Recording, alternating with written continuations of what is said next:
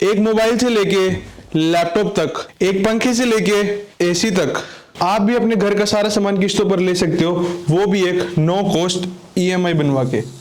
अब no cost EMI बनवाने के लिए आपके पास होना चाहिए ये बजाज कार्ड। अब कौन कौन ये बजाज कार्ड बनवा सकता है? तो एक लोअर मिडिल क्लास वाले से लेके एक बड़े बिजनेसमैन तक कोई भी ये कार्ड बनवा सकता है। बस आपके पास आपका आधार कार्ड, पैन कार्ड और एक बैंक अकाउंट होना चाहिए। अब 2025 के अंदर कैसे बनेगा ये बजाज कार्ड, इसका पूरा का पूरा कंप्लीट प्रोसेस देखते हैं। बस ध्यान यहाँ पर ये रखना है कि इस कार्ड को बनवाने की एक बार की फीस लगती है, जो कि है 599 रुपए। अब कार्ड को अप्लाई करने के लिए सबसे पहले आपको बजाज की ऑफिशियल वेबसाइट पर आना होगा, जिसका लिंक आपको नीचे डिस्क्रिप्शन में मिल जाएगा। जैसे ही आप लिंक पर क्लिक करोगे तब आपके सामने कुछ इस तरीके का इंटरफेस आएगा।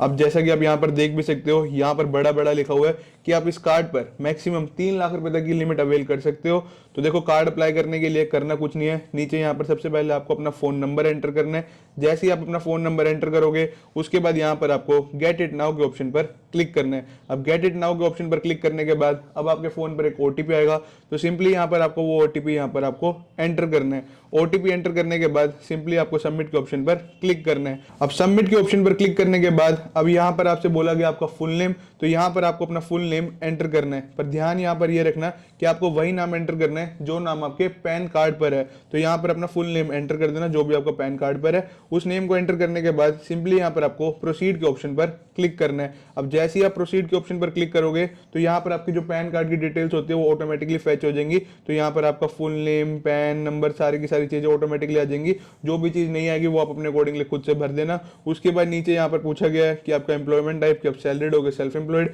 अगर आप कहीं पर काम करते हो सैलरी सिलेक्ट कर लेना, अगर खुद का बिजनेस है तो यहाँ पर सेल्फ एम्प्लॉयड सिलेक्ट कर लेना। जेंडर आपको पता ही है तो फिर वो अपने अकॉर्डिंगली आप सिलेक्ट कर लेना। अब ये सारी डिटेल्स भरने के बाद सिंपली यहाँ पर आपको नीचे प्रोसीड के ऑप्शन पर क्लिक करना है। अब जैसे ही आप प्रोसीड के ऑप्शन पर क्लिक करोगे तो यहाँ पर ये थोड़ा सा टाइम लेगा, यहाँ पर लोडिंग हो रही है, आपको बैक नहीं करना। जैसा कि आप देख सकते हैं लोडिंग पूरी होगी। यहाँ पर लिखा गया है कि आपको यहाँ पर जो आपकी लिमिट मिली है वो यहाँ पर 1,35,000 रुपए की है। देखो, हर किसी के केस में अलग अलग आएगी, किसी को 1 लाख मिल सकती है, किसी को 50,000 मिल सकती है, किसी को 20,000 मिल सकती है। तो मेरे केस में यहाँ पर 1,35,000 की लिमिट है। अब देखो, अगर किसी की 20,000 मिले, उसको लगता है कम है, उसको कार्ड नहीं बनवाना, तो वो यहीं से बैक कर सकता है।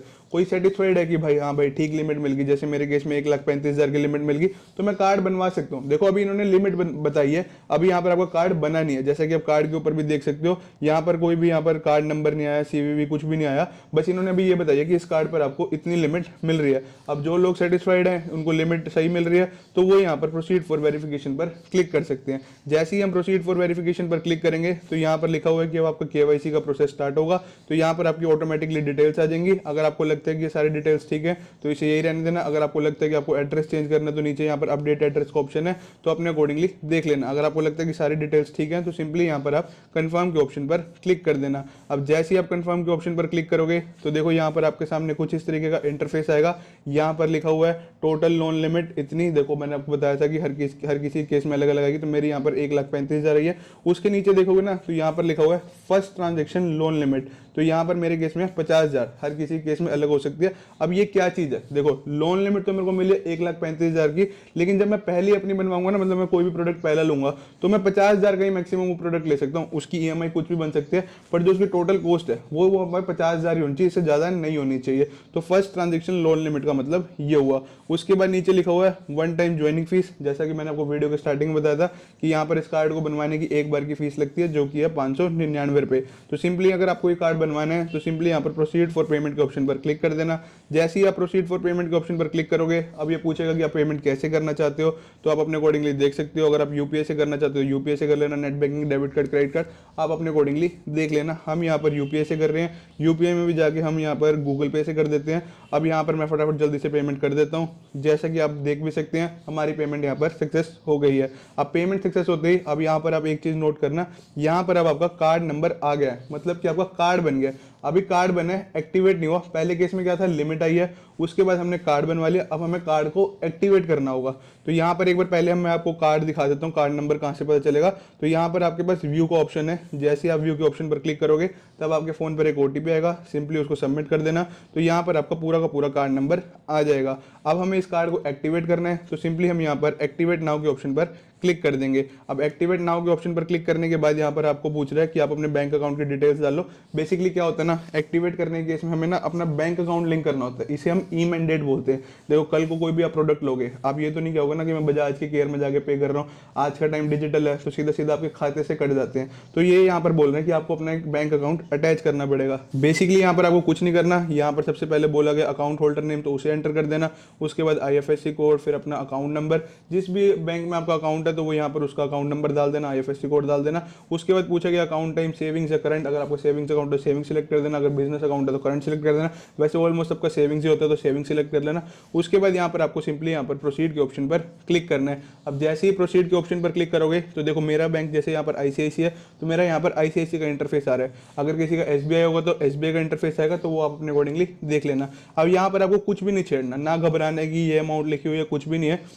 यहाँ पर मेरे केस में लिखा हुआ है कि मैक्सिमम आप 25,000 रुपये की जो आपकी ट्रांजैक्शन है वो कटवा सकते हो। ऐसा नहीं है कि आपके 25,000 रुपये कट जाएंगे, मतलब जो भी आपकी किस्त बनेगी तो मैक्सिमम आप एक किस्त 25,000 की बनवा सकते हो। यहाँ पर ये लिखा हुआ है, तो कुछ भी नहीं छेड़ना आपने जो भी आपके केस में है। सिंपली यहाँ पर आपको नीचे आना है, नीचे आने के बाद यहाँ पर आपको चेक बॉक्स को टिक करना है, देन जनरेट OTP के ऑप्शन पर क्लिक करना है। अब आपके फोन पर एक OTP आएगा तो सिंपली उस OTP को एंटर कर देना, देन वैलिडेट OTP के ऑप्शन पर क्लिक कर देना। अब जैसा कि आप देख भी सकते हैं यहाँ पर लिखा गया ई मैंडेट सक्सेस, मतलब कि अब हमारा जो अकाउंट है ये एक्टिवेट भी हो चुका है। तो देखो 3 स्टेप हुए टोटल। सबसे पहले लिमिट आई, लिमिट पता चल गई, उसके बाद हमने कार्ड के लिए अप्लाई किया जिसके लिए हमने 599 की फीस पे करी।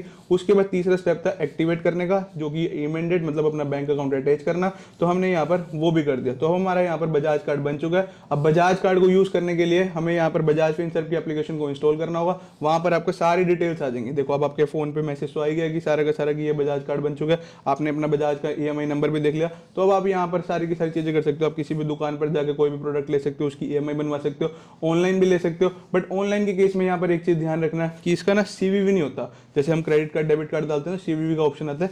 बजाज कार्ड में क्या होगा, जैसे ही आपने कार्ड नंबर डाला ना, CVV वो आपसे पूछेगा ही नहीं, कार्ड नंबर डालते ही समझ जाएगा कि ये इस बंदे का अकाउंट है। तो यहाँ पर आप अपने अकॉर्डिंगली देख लेना कैसे यूज करना है। बस बजाज फिनसर्व की एक एप्लीकेशन आती है, उसे इंस्टॉल कर लेना। वहां पर आपकी सारी की सारी डिटेल्स आ जाएंगी। अगर कल को आपने कुछ भी प्रोडक्ट लिया, EMI बनवाई, तो वो सारी की सारी डिटेल्स वहां पर दिखा देगा। तो ये था पूरा का पूरा प्रोसेस बजाज कार्ड को बनवाने का। अब इस बजाज कार्ड पर आप ऑनलाइन और ऑफलाइन कहीं पर भी अपनी EMI बनवा सकते हो। अब आप कोई भी प्रोडक्ट लो तो सबसे पहले दुकानदार से पूछ लेना कि ये पर्टिकुलर प्रोडक्ट बजाज कार्ड पर फाइनेंस हो जाएगा कि नहीं, और साथ ही साथ ये भी पूछ लेना कि इस प्रोडक्ट पर नो कॉस्ट EMI की फैसिलिटी है कि नहीं। क्योंकि कई बार ऐसा होता है कि आपको EMI की फैसिलिटी तो मिल जाती है पर वो नो कॉस्ट नहीं होती, कई बार आपको EMI के एक्स्ट्रा चार्जेस पे करने पड़ सकते हैं। देखो कुछ प्रोडक्ट ऐसे होते हैं जिस पर Bajaj company no cost EMI offer नहीं करती। अब जैसे इस मॉडल पर नो कॉस्ट EMI की स्कीम चल रही है और इस मॉडल पर नो कॉस्ट EMI की स्कीम नहीं है। बाकी यहाँ पर आपको एक चीज का ध्यान ये रखना है, मान लो आपने जो भी प्रोडक्ट लिया उसकी EMI बनवाई,